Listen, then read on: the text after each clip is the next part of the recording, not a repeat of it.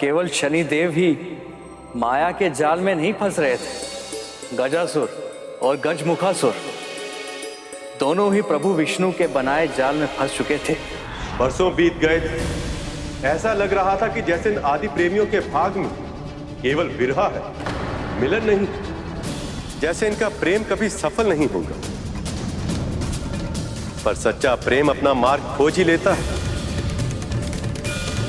कितने कालखंड बीते, स्मरण नहीं, पर अंत में देवी पार्वती की पुकार महादेव के हृदय तक पहुंच गई। ओम नमः शिवाय। आंखें खुली, उनके मन ने देवी सती के अंश को पहचान लिया था। पर अब महादेव संपूर्ण सत्य जानना चाहते थे, इसलिए वह ऋषि के वेश में अपनी चिर प्रिया के प्रेम की परीक्षा लेने पहुंचे। ओम नमः शिवाय। ओम नमः। बस कीजिए देवी।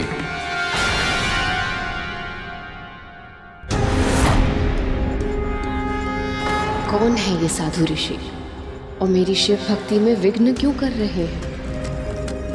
रोक दीजिए तपस्या। आप एक ऐसे व्यक्ति के साथ विवाह कैसे कर सकती हैं जो एक यायावर का जीवन जीता है, जिसके पास आप जैसी रूपवती राजकुमारी को देने के लिए उपहार में और कुछ है तो बस दुर्गम कैलाश की चोटी, जहां हर समय मां भयंकर अस्थियां हिला देने वाली शीत का प्रभाव बना रहता है, जो हर समय भूत प्रेत, पिशाच, निशाचर, बैलों और नागों जैसे पशुओं से घिरा रहता है। आप अपने महलों का सुखी जीवन छोड़ के एक ऐसे व्यक्ति के साथ विवाह करके अपने जीवन को सदैव के लिए दुस्वप्न क्यों बनाना चाहती हैं? बस कीजिए ऋषिवर।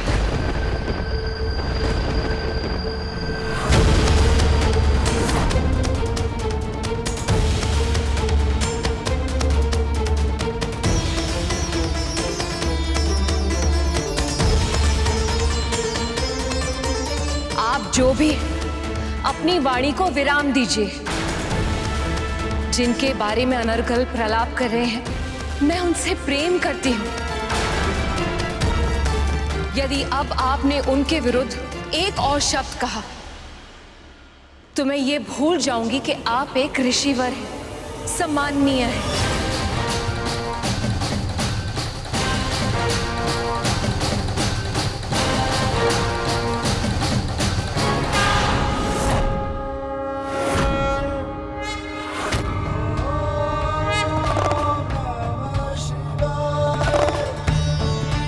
उस क्षण देवी पार्वती के लिए समय मानो थम सा गया था। उन्हें आभास हो गया था कि शिव से उनका मिलन होने को।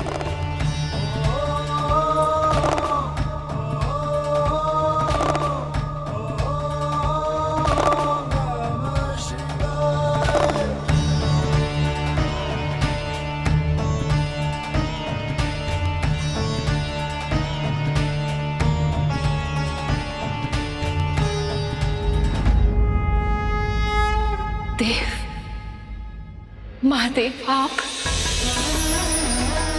इसका अर्थ है कि मेरी तपस्या सफल हुई। अब हमारा मिलन होगा। और इस तरह कई कठिन परीक्षाओं के बाद शिव और सती विवाह सूत्र में बंधने वाले थे।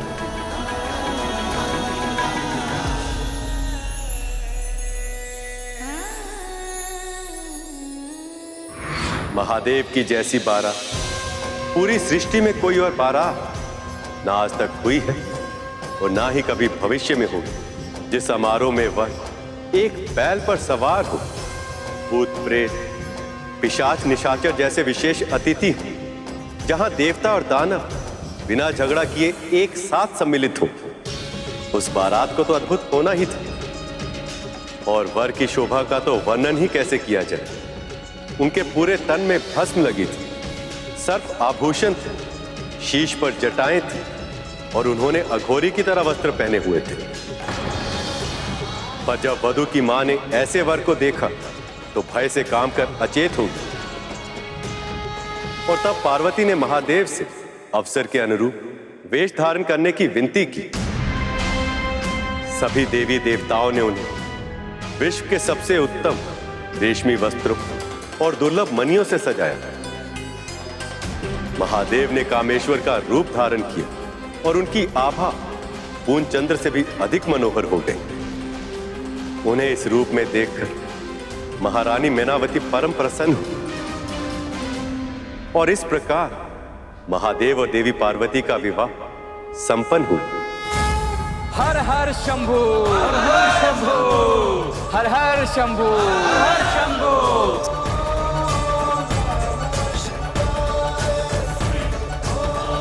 अब शीघ्र ही महादेव और माता शक्ति की विरह के दर्द की करुणा में गजासुर स्वयं महादेव को मुक्त कर देगा। जहां एक और प्रभु विष्णु की योजना पूरी होने वाली थी, वहीं नियति शनि देव को कैलाश की ओर ले जा रही थी।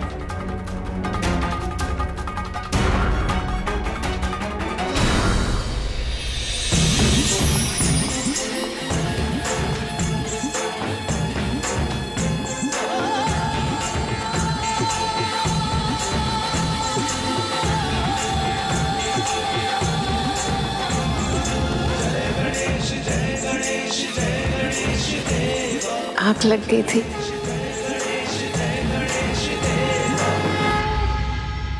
पुत्र, मुझे कितनी देर हो गई सोते सोते? कितने पैर बीते उसका तो पता नहीं माँ, पर कुछ देर अवश्य हो गई है। तो तूने मुझे जगाया क्यों नहीं? इतनी देर से ऐसे ही बैठा रहा। कितनी असुविधा हुई होगी तुझे। यदि मैं आपके गोद में ऐसे सर रख के सो जाता तो क्या आपको असुविधा होती?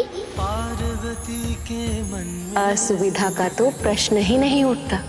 मुझे तो सुख की अनुभूति होगी। बस माँ, बिल्कुल वही अनुभूति मुझे भी हुई है।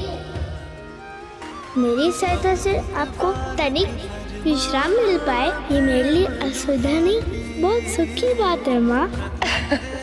आज अब तू सो जा मेरे पास, आजा।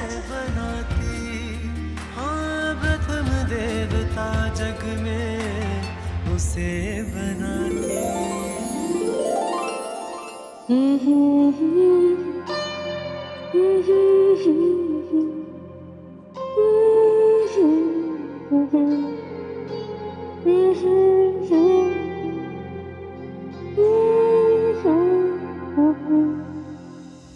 शनिदेव गणेश की ओर बढ़ रहे थे, किंतु गणेश को देखने के मोह में वो ये भूल गए थे कि उनकी वक्र दृष्टि गणेश के जीवन में संकट ला सकती है। मन चाहता है कि आगे बढ़ता जाऊं, मस्तिष्क कहता है कि वापस लौट जाऊं, और ये पग हैं कि रुकने का नाम ही नहीं लेते।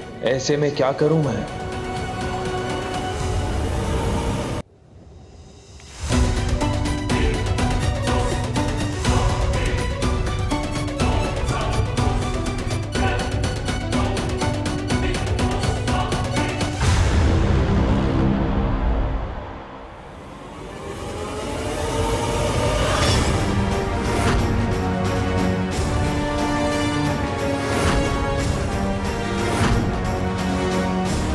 यहां से तो कुछ दिखाई ही नहीं दे रहा।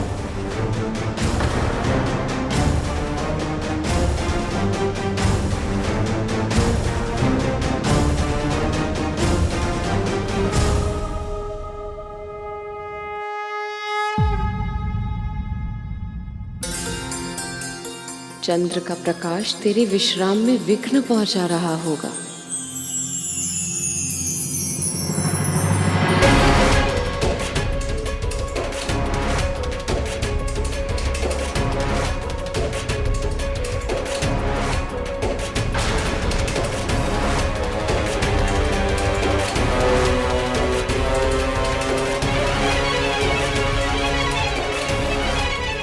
चंद्रदेव के प्रकाश और माता की ममता ने अनहोनी होने से रोक लिया था, किंतु विधि के विधान को कौन टाल सकता है?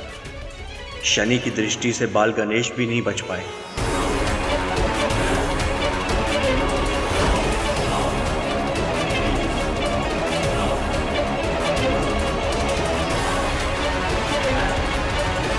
शनिदेव, यहाँ तक आने के बाद इस बालक को बिना देखे क्यों जा रहे हैं? चंद्रदेव, मैं वो भाग्यहीन हूं जो किसी को नहीं देख सकता, इस बालक को भी नहीं।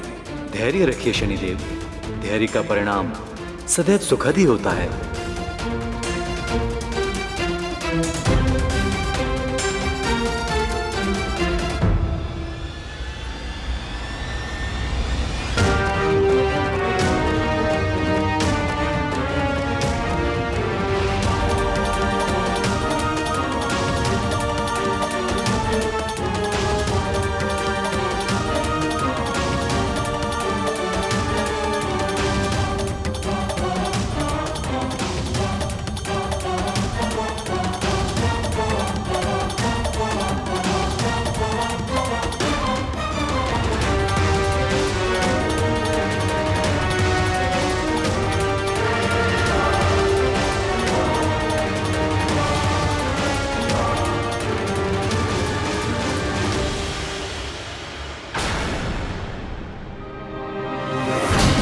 काली छाया।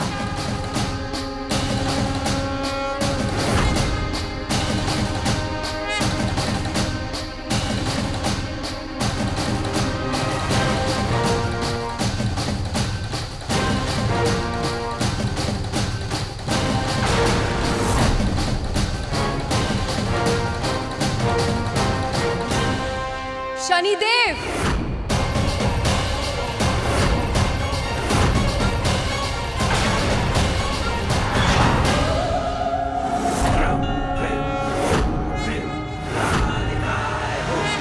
वक्र दृष्टि से मेरे पुत्र को देखने का साहस भी कैसे किया आपने? माँ,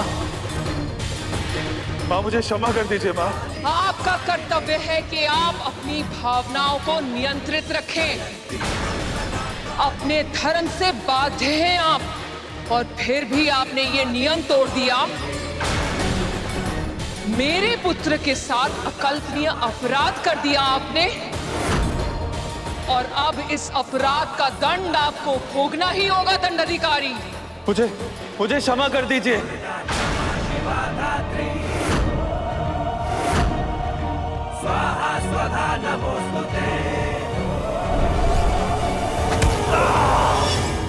मुझे क्षमा कर दीजिए माँ।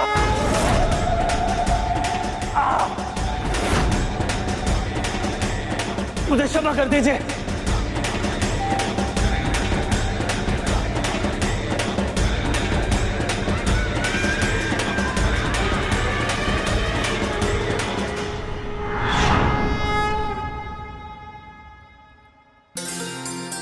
क्या हुआ माँ? कुछ नहीं हुआ पुत्र, और तुझे कुछ होने भी नहीं दूंगी। प्रत्येक माँ हर पल यही प्रयास करती है कि वो अपनी संतानों की रक्षा कर सके, किंतु आवश्यक नहीं है कि वो हर बार सफल ही हो जाए। जो स्वयं शक्ति स्वरूपा है, यदि उन माँ पार्वती के लिए ही अपनी संतान की रक्षा करना इतना कठिन है, तो हम साधारण मानवों से यदि कोई भूल हो जाए तो हमें दुख और अवसाद में डूबना नहीं चाहिए।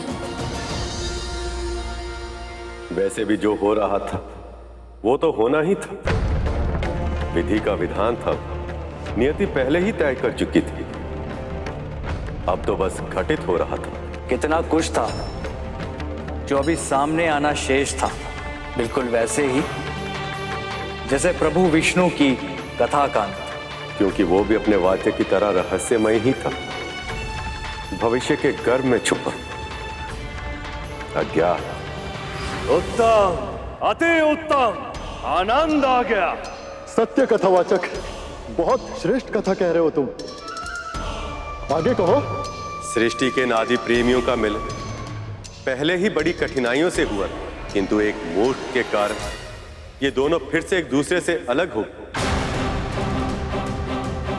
स्वयं को महादेव का भक्त कहता है वो, किंतु तब अपने इष्ट महादेव और उनकी प्रिय देवी पार्वती को बहुत गहरा दुख दिया है उसने।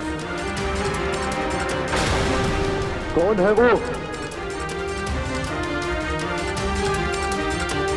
बोलो कथावाचक। उस दुष्ट के बारे में जानने की उत्सुकता मेरे प्राण ले लगी। तुम्हें जो चाहिए वो मांग लो, परंतु बताओ मुझे कौन है वो मूर्ख?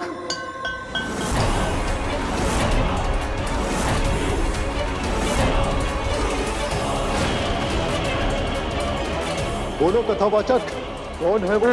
यदि आपके लिए अपने वचन का तनिक भी महत्व है तो महादेव को अपने उदर से बाहर आने दीजिए महाराज।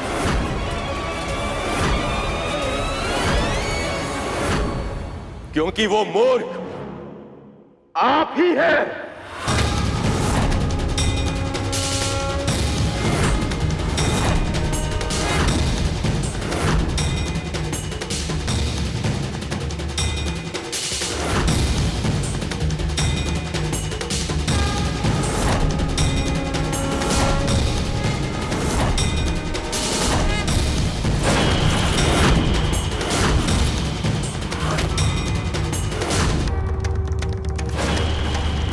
मैं तुम्हें अंतिम चेतावनी दे रहा हूं गजासुर। अब अपना वचन पूरा करो, महादेव को मुक्त कर दो।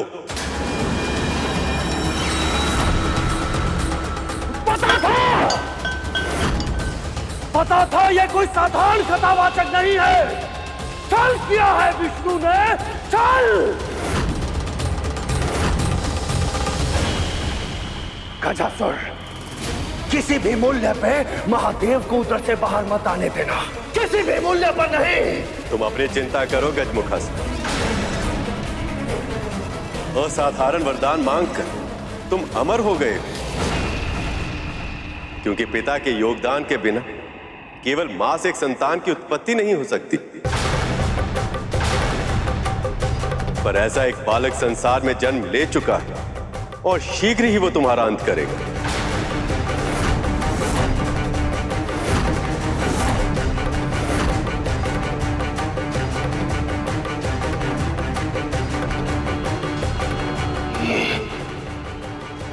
ये सत्य है गजासुर। ये क्या हो गया? मुझे क्षमा करना मेरे भाई।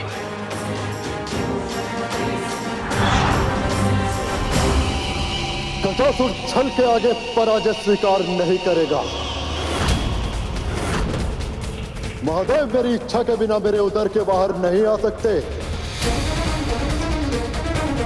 आपने मुझे अंतिम चेतावनी दी थी ना विष्णु, अब मैं तुम्हें अंतिम अवसर देता हूं।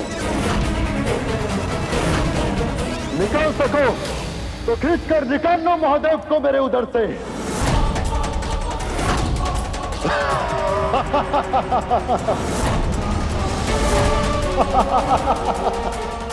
गजासुर महादेव से मिले वरदान के कारण इतने अहंकार में था कि उसे ज्ञात ही नहीं कि वो किसके समक्ष चुनौती रख रहा है।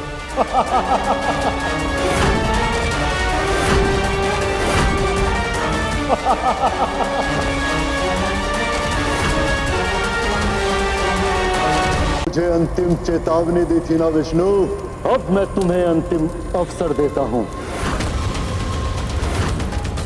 निकाल सको तो खींचकर निकाल लो महादेव को मेरे उदर से। दुष्ट, अधर्मी, मेरे प्रभु को मां पार्वती से दूर किया है तूने। उन्हें बंदी बनाने का दुस्साहस किया है तूने। तुझे इसका दंड भोगना ही होगा।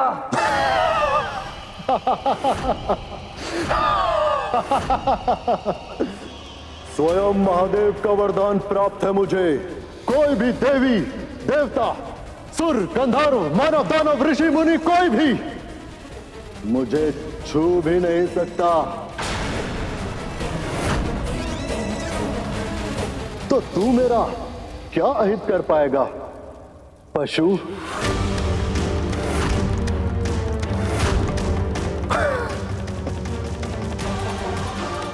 अहंकार वश ही सही, मगर तूने शिव के सबसे बड़े भक्त को मार्ग सुझा दिया।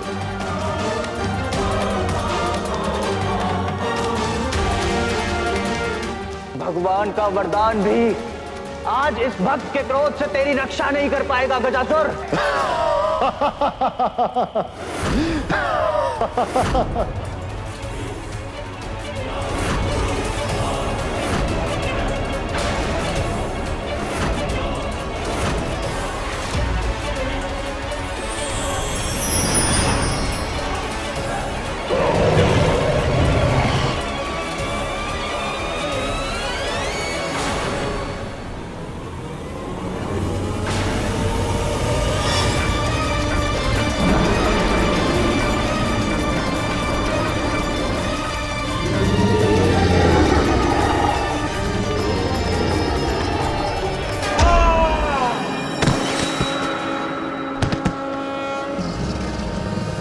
ये वरदान मांगा था कि किसी देवी, देव, दानव, असुर, गंधर्व, मानव, ऋषि मुनि कोई भी तुम्हारे प्राण नहीं हर सकता, लेकिन ये नहीं मांगा कि कोई पशु भी नहीं मार सकता।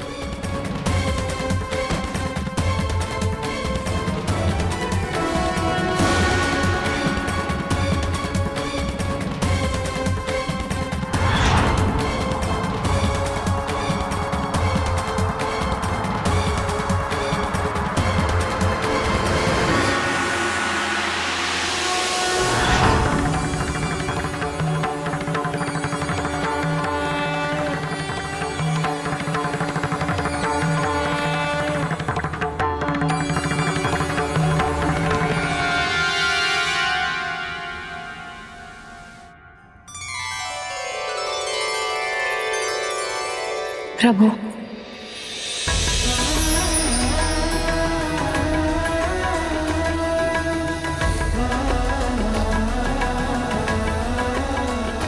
क्या हुआ माँ? आप इतने प्रसन्न, वो भी इतना अधिक, और उसके कारण सब और प्रकाश मिल गया।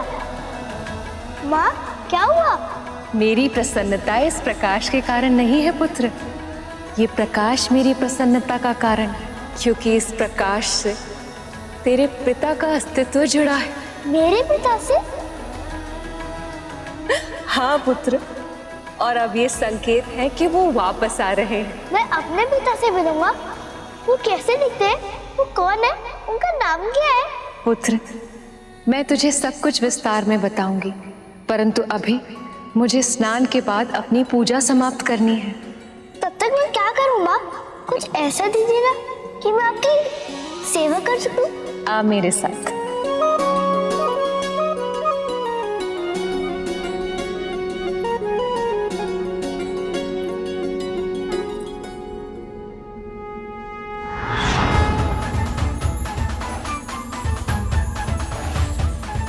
ये ले और इस स्थान की रक्षा कर, परंतु याद रहे, जब तक मैं बाहर वापस ना आ जाऊं, मेरे स्नान ध्यान में कोई भी व्यवधान ना पहुंच पाए। पर माँ, मैं इस दंड से किसी को कैसे रोक पाऊंगा? पुत्र, ये कोई साधारण दंड नहीं, मेरी शक्ति से संचालित है। इसीलिए ये विश्वास कर कि इस दंडे के रूप में तेरी माँ ही तेरे साथ है। इसीलिए जब तक ये डंडा तेरे हाथों में है तो किसी का भी सामना कर सकता है। तो फिर आप निश्चित होकर जाइए माँ। जब तक आपकी आज्ञा नहीं होगी, कोई भी भीतर प्रवेश नहीं कर पाएगा।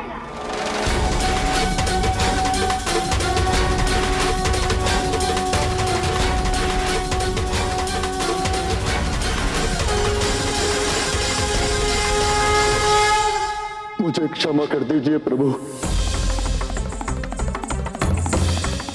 माता से दूर करके मैंने बहुत बड़ा पाप किया है। अपने भगवान को कष्ट पहुंचाया मैंने। तुम्हारी इच्छा अनुचित थी गजासुर, और इसीलिए अपनी महत्वाकांक्षा को पूरा करने के लिए तुमने जो मार्ग चुना वही तुम्हारे पतन का कारण सिद्ध हुआ। परंतु जो भी हो, तुम हो तो मेरे भक्त ही, इसलिए मैं तुम्हें क्षमा करता हूं गजासुर। और यही नहीं, तुम अमर होना चाहते थे, अब मैं तुम्हारी ये इच्छा भी पूरी करूंगा। तुम्हारे चर्म को वस्त्र की तरह धारण करूंगा मैं, ताकि अनंत काल तक ये संसार तुम्हें सदैव स्मरण रखे। आप दया निधान है प्रभु। आपकी सदा ही जय हो।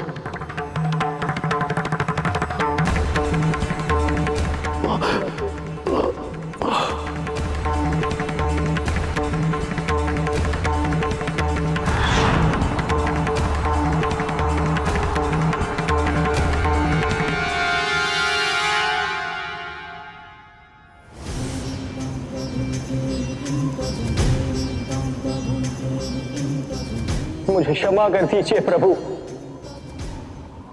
बहुत बड़ी भूल की है मैंने। क्रोध में आकर गजासुर पर आक्रमण कर दिया।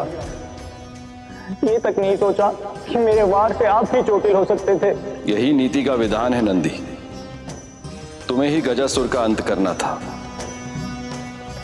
ये संसार पशु को निर्बल समझता है, पर पशु की निष्ठा ऐसी होती है कि यदि स्वामी के लिए कुछ करना हो तो वो सोच विचार में समय व्यर्थ नहीं करता, निष्ठा अनुसार कर देता है। मुझे मुक्त कराकर तुमने अपनी अनंत निष्ठा का परिचय दिया है नंदी। वैसे तो मैं भक्त और भगवान के बीच में व्यवधान नहीं बनना चाहता, किंतु इस समय आपको मेरे साथ चलना होगा, क्योंकि मैंने देवी पार्वती को यह वचन दिया कि उनकी पूजा समाप्त होने से पहले मैं आपको वापस ले आऊंगा। धन्यवाद सखा। मैं आ रहा हूं पार्वती। मैं तुम्हारे पास वापस लौट के आ रहा हूं।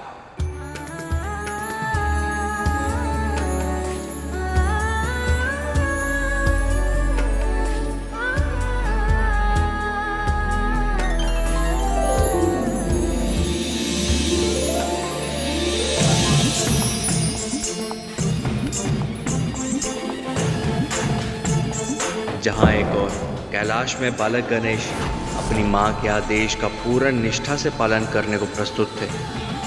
चाहे कुछ भी हो जाए, मेरे रहते अंदर कोई भी प्रवेश नहीं कर सकता। वहीं दूसरी ओर महादेव भी अपनी अर्धांगिनी, अपनी प्रिय देवी पार्वती से एक बड़े विधा के पश्चात मिलन हेतु कैलाश में प्रवेश कर चुके थे। नंदी, प्रभु इतने तीव्र गति से चल रहे हैं, बहुत प्रयास करने पर भी हम उनके पग से पग नहीं मिला पा रहे। इस समय प्रभु के मन में माँ से मिलने की इतनी तीव्र इच्छा है कि उनके पाँव की गति आंधियों के वेग से भी अधिक हो गई है। ऐसे में हमारा पीछे छूटना तो स्वाभाविक है श्रृंगी।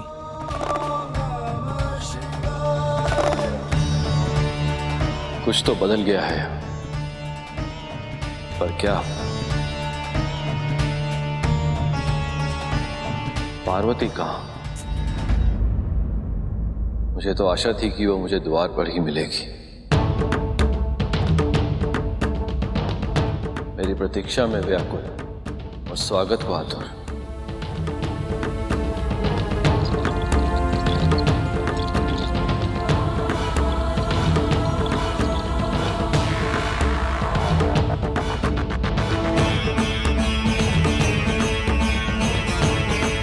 ये कौन है जो यहाँ चले आ गए हैं?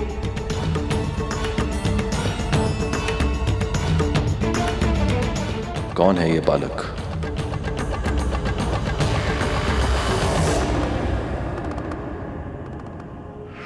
परंतु याद रहे, जब तक मैं बाहर वापस ना आ जाऊं, मेरे स्नान ध्यान में कोई भी व्यवधान ना पहुंच पाए।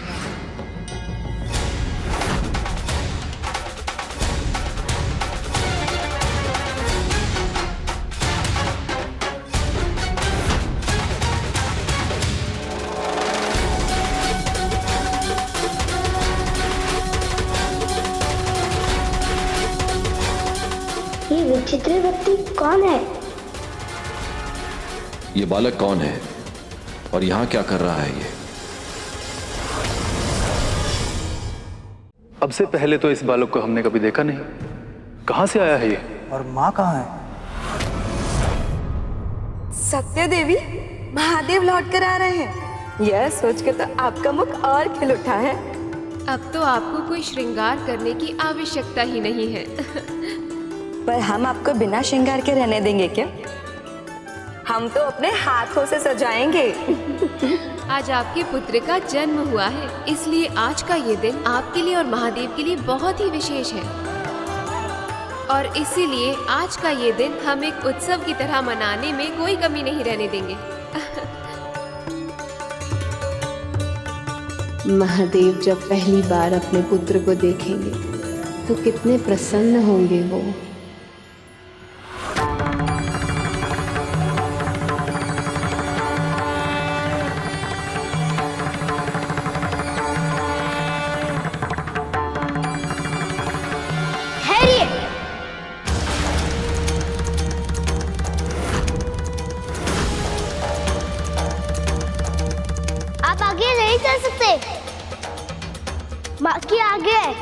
कि जब तक वो स्वयं बाहर ना आ जाए तब तक किसी को भीतर जाने की अनुमति ना दूं।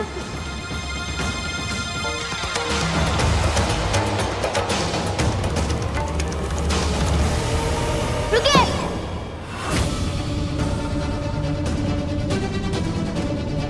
भीतर प्रवेश करना वर्जित है।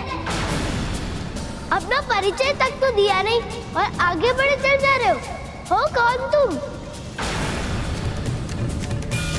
महादेव से इतना कटाक्ष प्रश्न, कौन है ये दुस्साहसी बालक? ये बालक प्रभु से इतनी उद्दंडता से कैसे बात कर रहा है?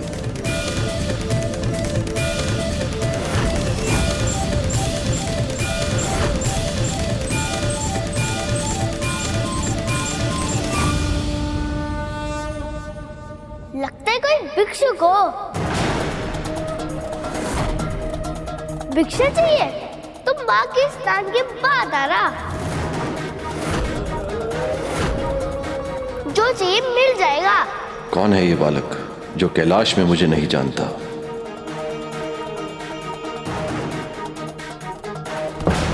सुना नहीं? तुम्हें आगे बढ़ने की आज्ञा नहीं है।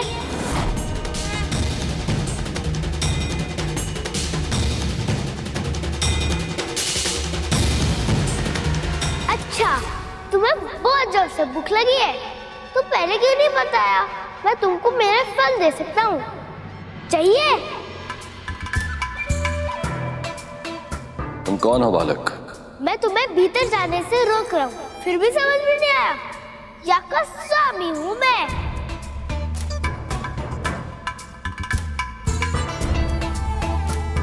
ये तो स्वयं को कैलाश का स्वामी कह रहा है। इतना तो साहस, और वो भी महादेव के सामने। और तुम मेरे द्वार पे आए हो, इसलिए तुम अपना परिचय दो। कौन हो तुम? कहाँ से आए हो? मैं तो कल्पना भी नहीं कर पा रहा हूँ कि भगवान गणेश ने अपने पिता महादेव से ऐसे प्रश्न किए होंगे, इस ढंग से बात की होगी।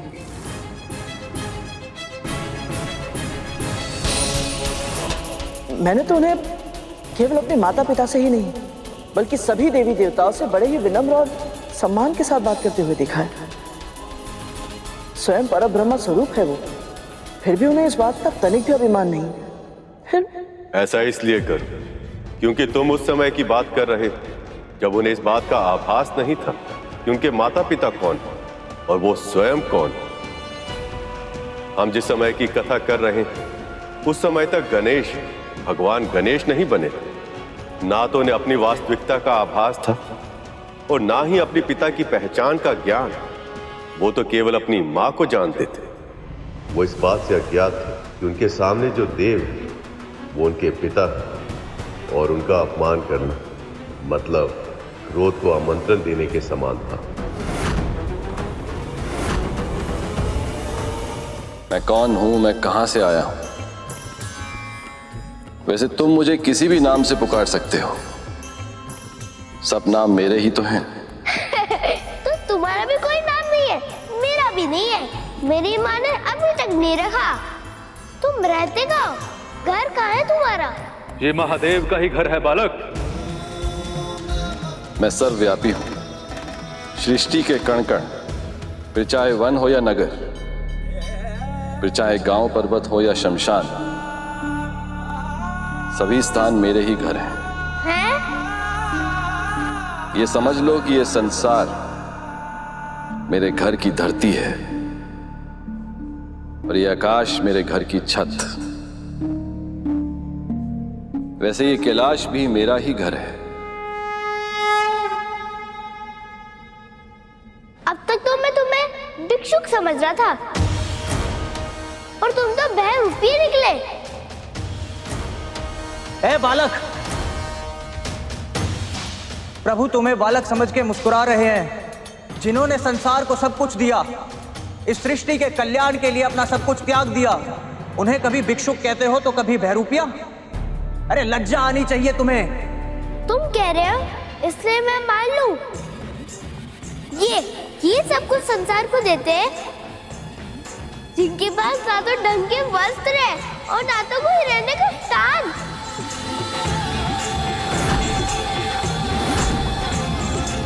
और बातें तो इतनी बहकी बहकी करते हैं कि कह रहे हैं क्या। तो फिर और क्या पुकारूं इन्हें? जाकर जल में अपना प्रतिबिंब देखो, कोई भिक्षु या 2 रुपये रखते हो। कितनी घनी चटाई है तुम्हारी, कभी सोच करके सुलझाते नहीं हो क्या? और विडंबना यह है कि जिस समय वो बालक महादेव से ऐसे प्रश्न कर रहा था, उस समय मां पार्वती अपना श्रृंगार करते हुए भी महादेव के ध्यान में ही रमी थी और उनकी स्तुति करते करते उस बालक के प्रश्नों के उत्तर दे रही थी। परंतु वो बालक अपने अज्ञान और अभिमान के कारण उन्हें सुनने में असमर्थ था।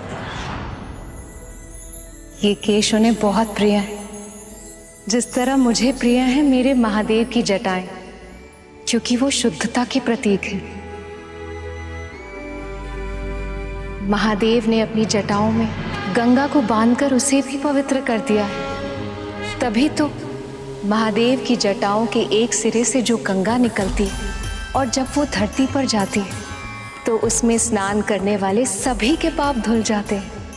और ये ललाट के बीच में आँख क्यों है? 2 आँख देखने के लिए कम कर रही थी क्या?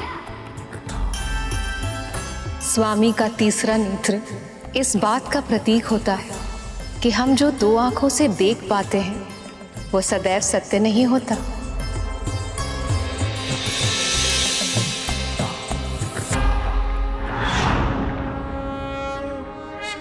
सत्य का ज्ञान केवल अंतरात्मा की आंखों से हो सकता है। मुझे मूर्ख समझते हो क्या? जिसे सत्य का ज्ञान होगा वो क्या गले में सर्प लेके घूमेगा?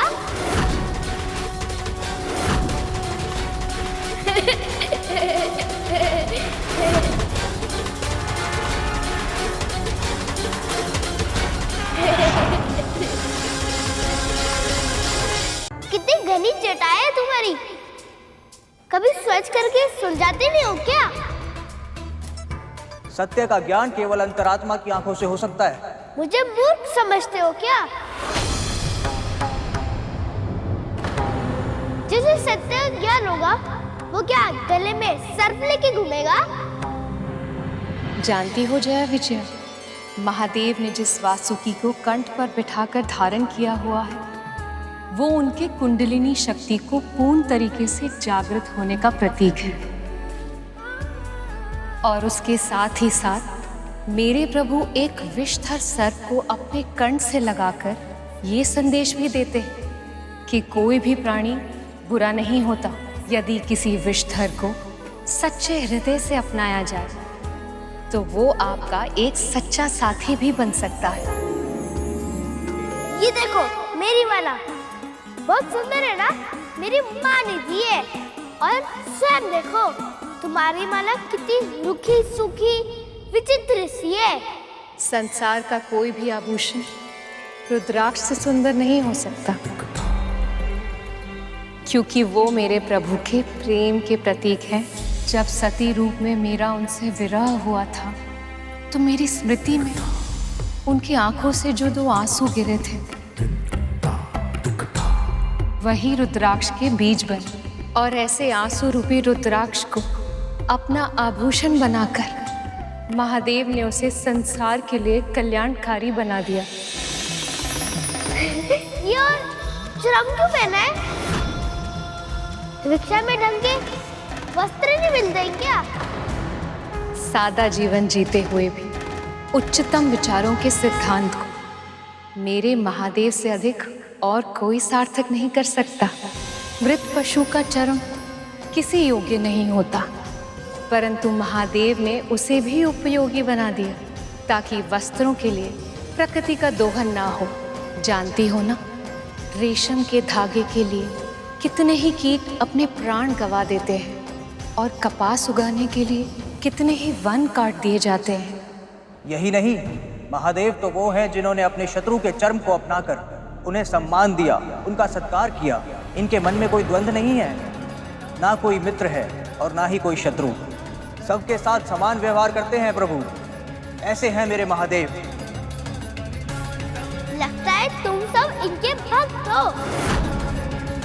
तुम्हारे अनुसार ये त्रिशूल और डमरू का भी कोई महत्व होगा।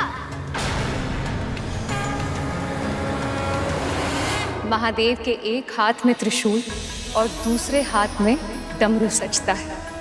इन दोनों से अधिक भला और क्या अच्छा आभूषण हो सकता है उनके लिए, क्योंकि त्रिशूल सृष्टि, स्थिति और संहार का प्रतीक है। वो दर्शाता है कि तमस, रजस और सात्विक इन तीनों गुणों पर महादेव का पूर्ण नियंत्रण है। वही डमरू से ब्रह्मनाद का, ब्रह्माक्षर का, स्वर का, व्यंजन का, इस सारे संसार का जन्म हुआ है।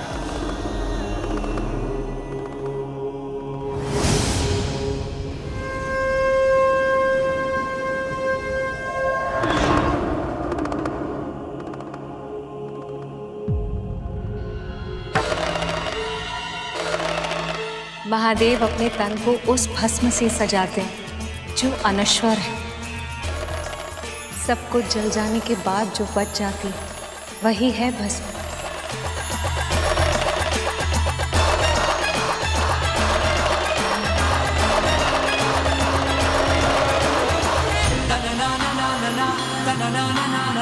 इसका स्पर्श मन को शांति दे रहा है। क्या है ये?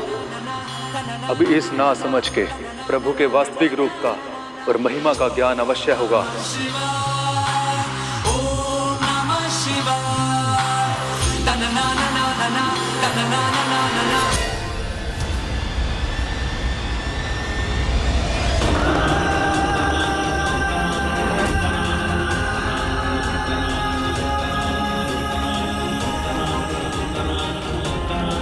कोई गहरा अर्थ नहीं है इस भस्म का।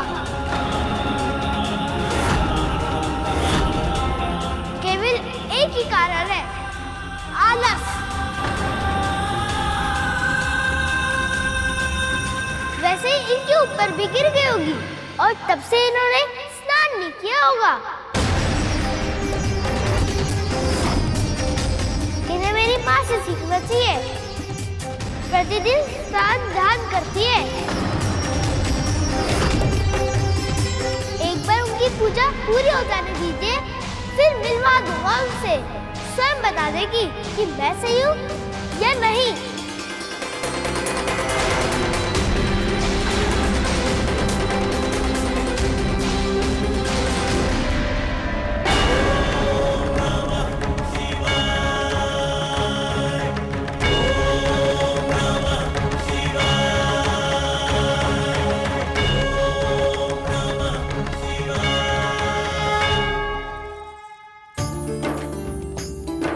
देवी, अब आप पूर्ण रूप से तैयार हो गए हैं।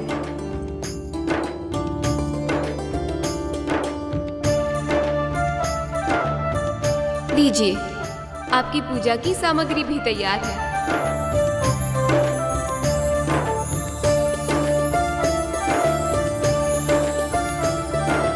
रुकिए, आपके बालों की ये एक लट ना बहुत ही हठी है, इसे मैं सही कर देती हूँ। बस बस बस करो जय विजया, महादेव आते ही होंगे। प्रवेश करते ही यदि उनकी आंखों ने मुझे नहीं देखा तो वो निराश हो जाएंगे। उनके आने से पहले मुझे पूजा भी समाप्त करनी है। अब जाओ। चलो। कितने प्रसन्न होंगे प्रभु जब उनकी अपने पुत्र से प्रथम भेंट होगी।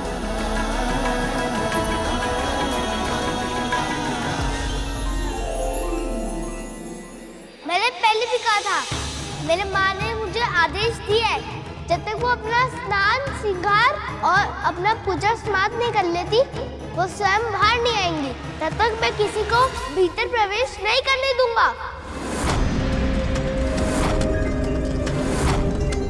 और मेरे लिए उनके आदेश सर्वोपरि है।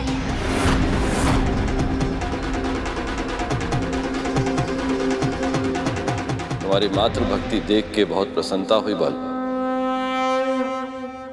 पर बस कुछ और नहीं सुनना मुझे।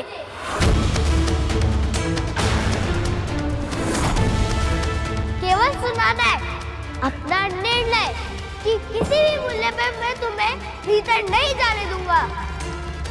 ऐसे कैसे नहीं जाने दोगे? बलपूर्वक जाएंगे हम। इतना साहस! लगता है मेरे इस हाथों के डंडे पर अभी तक तुम्हारी दृष्टि नहीं पड़ी।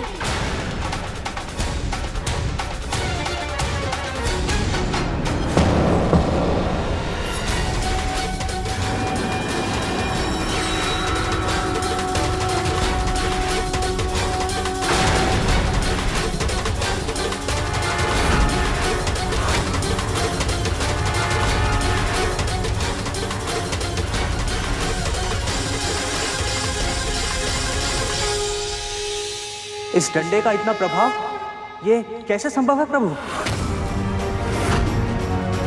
ये कंपन तो मेरे डंडे की है।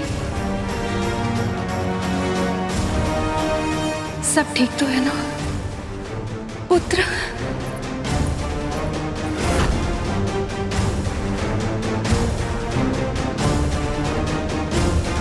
इस तरह घूर के देखने से भयभीत नहीं हूँगा मैं। मैंने कह दिया ना, माँ का आदेश है, इसलिए मैं किसी को भी उनकी दिनचर्या में बाधा नहीं डालने दूंगा।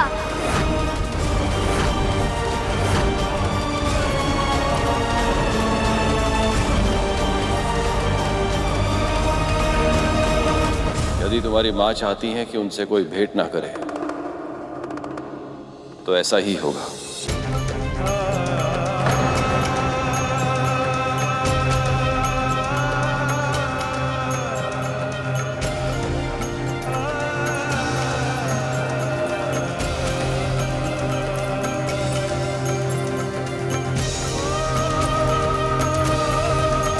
प्रभु,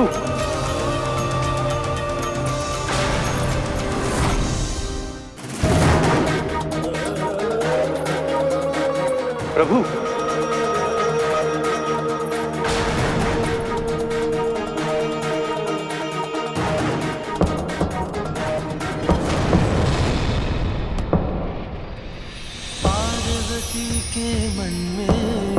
अच्छा, तो इस डंडे को जमीन पर पटकने से कंपन आई थी। मेरा पुत्र बिल्कुल भैया विष्णु के अवतार कृष्ण के भांति ही नटखट है, ठीक वैसा जैसा मैं चाहती थी।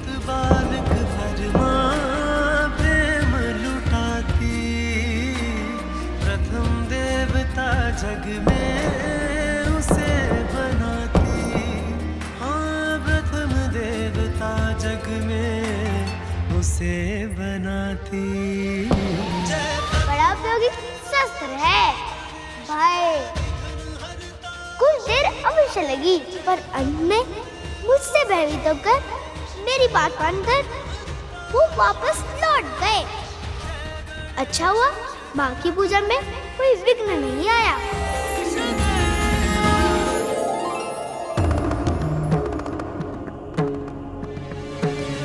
प्रभु, इतने लंबे समय से आप माँ से मिलने की प्रतीक्षा कर रहे थे और अब एक बालक के कहने पर उनसे मिले बिना ही वापस लौट रहे हैं। प्रभु, आपको तो उसे दंड देना चाहिए। हाँ प्रभु, हम सबने इतना समझाया, पर हमारी बात माननी तो दूर, उसने सुनी तक नहीं। इतनी कम आयु में उसमें इतना अभिमान है, तो भविष्य में उसका व्यवहार कैसा होगा प्रभु?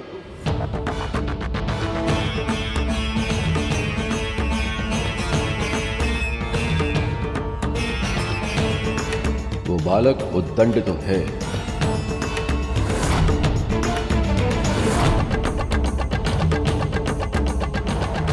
जिस समय नंदी, श्रृंगी और अन्य सभी शिवगण महादेव के रौद्र रूप को जगाने का प्रयास कर रहे थे, वहीं मां पार्वती शिवलिंग पर जल चढ़ाकर महादेव के शांत रूप को पूज रही थी।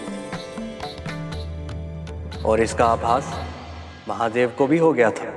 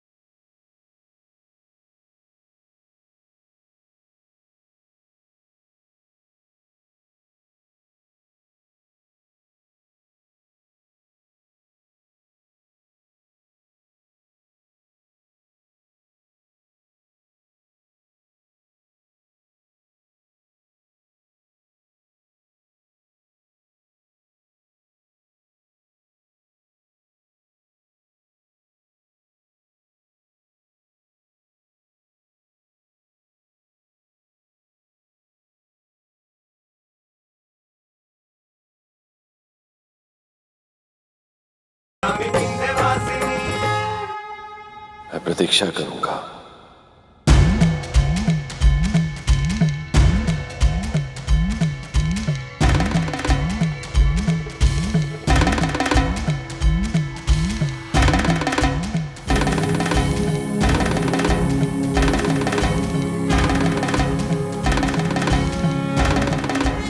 प्रभु तो पुनः ध्यान करने लगे। उस बालक के कारण प्रभु और माता के मिलन में एक बार फिर विलंब हो गया। अब मुझे ही उस उद्दंडी बालक को शीशता का पाठ पढ़ाना होगा ताकि प्रभु और माता का मिलन शीघ्र ही हो सके।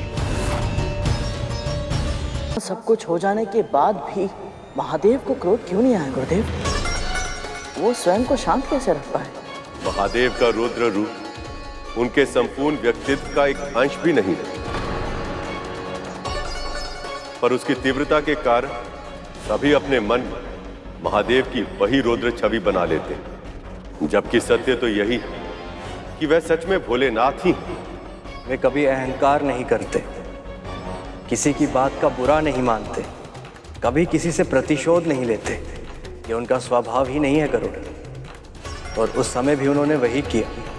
वे ध्यान में बैठ गए और समाधि की अवस्था में चले गए, परंतु नंदी, श्रृंगी और अन्य सभी शिवगण इतने शीघ्र ही शांत होने वाले नहीं थे।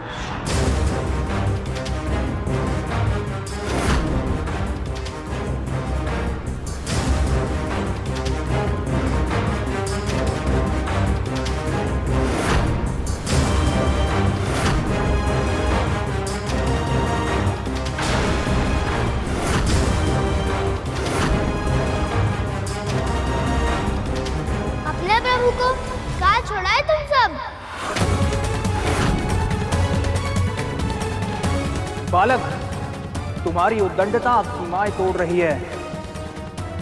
यदि अपनी माँ की आज्ञा पालन करना उद्दंडता है, तो ये उद्दंडता मैं अवश्य करूंगा।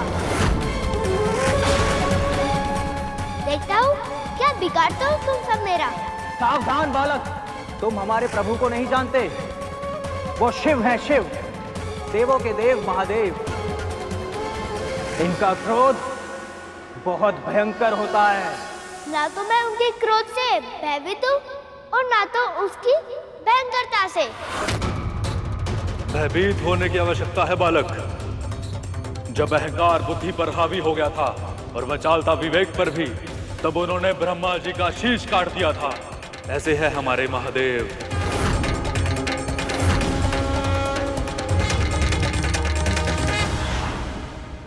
अर्थात सचमुच ब्रह्मदेव के पास 5 शीश हुआ करते थे। 5 मुख और 5 शीश वाले तो केवल परम ब्रह्म होते हैं ना। इसका अर्थ तो ये हुआ ना दीदी कि ब्रह्मदेव भी पहले उसी श्रेणी में आते थे, पर अब नहीं। ऐसा क्यों गुरुदेव? ये कौन सी कथा है? गणेश की ही तरह तुम्हारे मन में भी बहुत जिज्ञासा है गरुड़, पर हम तुम्हारी हर जिज्ञासा को शांत करेंगे गरुड़। ये कहानी उस समय की है जब इस संसार में कुछ भी नहीं था। शिव और शक्ति की ऊर्जा से प्रभु विष्णु और ब्रह्मदेव ने जन्म लिया, परंतु उन दोनों के बीच तर्क वितर्क होने लगा कि दोनों में बड़ा कौन है। सृष्टि का सृजन करता हूं मैं, और सृजन से ही सब कुछ आरंभ होता है, और मेरे बिना ना सृष्टि का अस्तित्व होता ना जीवन। इसलिए मेरा महत्व अधिक है। मैं ही बड़ा हूं, सबसे बड़ा हूं मैं। आप अपनी कल्पना से जो रचते हैं, मैं उसे संचालित करता हूं। मेरे बिना सृष्टि का संतुलन संभव ही नहीं है, और बिना संतुलन के विनाश होने में तनिक समय नहीं लगता। इसलिए मेरा महत्व अधिक है। आप भ्रम में हैं। आप सत्य पहचानिए। यदि मैं सृजन न करूं तो क्या संचालित करेंगे आप? और मैं संतुलन न बनाऊं तो आपके सृजन को नष्ट होने में कितना समय लगेगा? मेरा कार्य अधिक महत्वपूर्ण है, और मेरे कार्य के बिना आपका कुछ भी करना महत्वहीन है।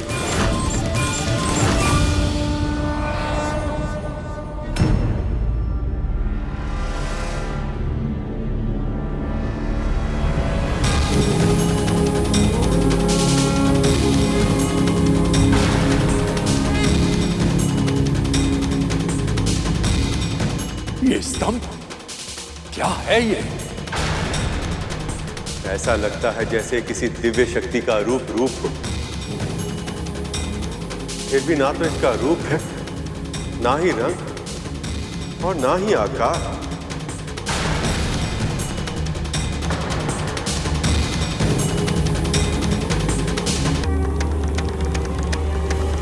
कौन है आप?